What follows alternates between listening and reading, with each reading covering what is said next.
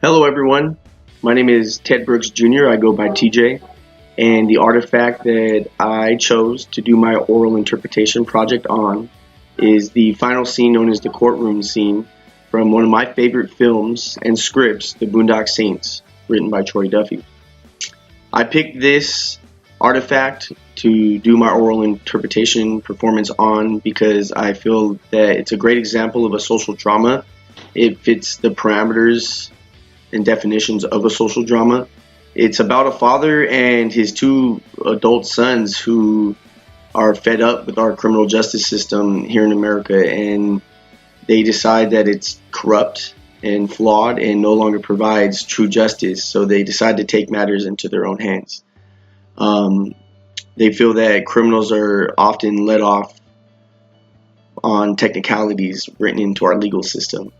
And this scene depicts an archaic public execution of an Italian mob boss who is on trial for many crimes. And I hope you enjoy it.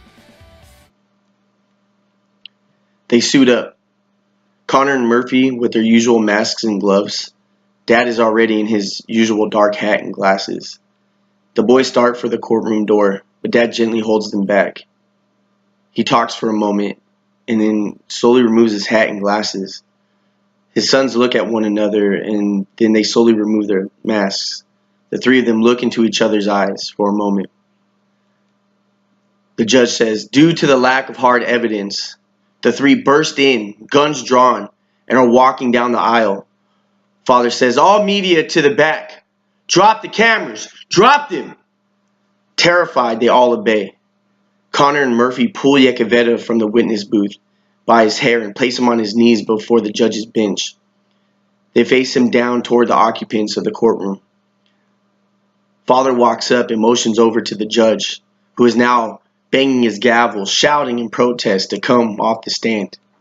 As soon as he is within arm's reach, Dad takes him by the collar and drags him down the aisle all the way to the back where the media stands.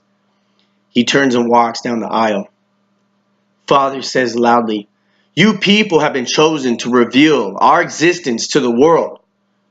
You will witness what happens here today, and you will tell of it afterwards."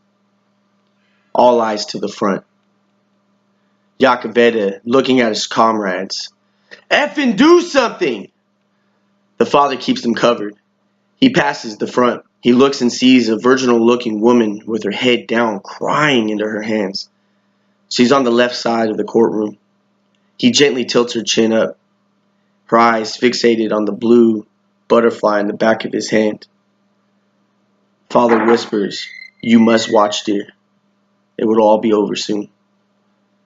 The father takes out his flask and he pours the booze all over the judge's bench and sets it ablaze. The fire alarms sound. Connor and Murphy jump up on the lawyers' desks. Murphy on the prosecution side, Connor on the defense. The father has a sawed-off to the back of Yakavetta's head. Connor yelling over the alarm, "Now you will receive us!" Murphy yelling over the alarm, "We do not want your poor or your hungry. We do not want your tired and sick. It is your corrupt we claim.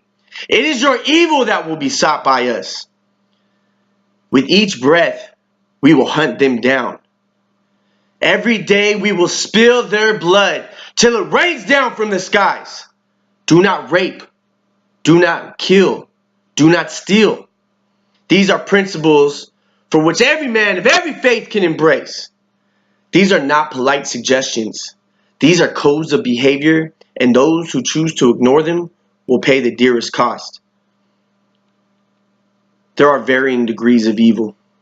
We urge you lesser forms of filth not to cross the line and cross over into true corruption, into our domain.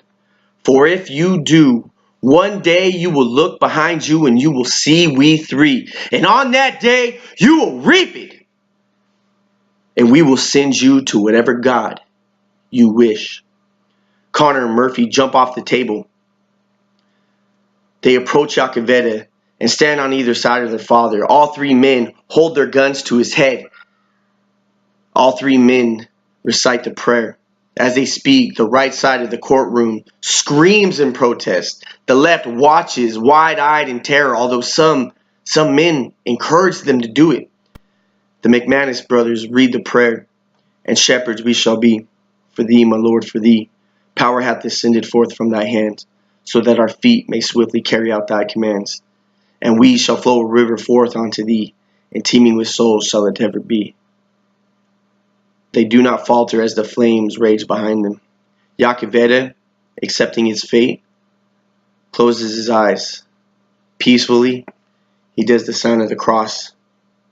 They all fire at once. The room explodes into confusion. The three exit in the back.